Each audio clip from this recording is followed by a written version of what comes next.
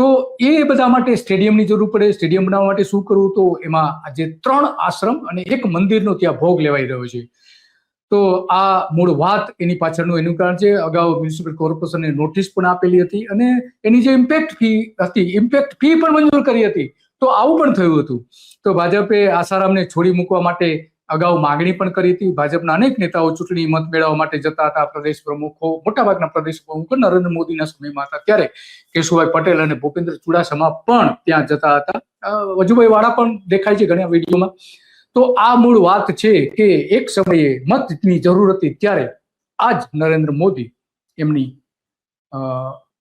આશ્રમમાં જતા હતા. જોઈએ જ્યારે એ મોદી સીએમ બન્યા કે તરત જ ત્યાં ગયા હતા. જોઈ સાંભળી. એ મહાન પરંપરાની એક અમૂલ્ય કડી છે અને 21મી સદીના આરંભમાં આપ જુઓ એવું તે શું કારણ છે કે લાખોની મેદની ગાંડી થાય છે.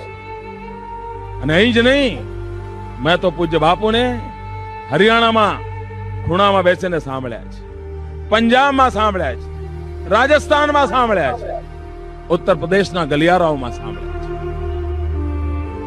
સમગ્ર રાષ્ટ્રમાં એક નવી ચેતના જાગી છે. સામૂહિક સત્સંગ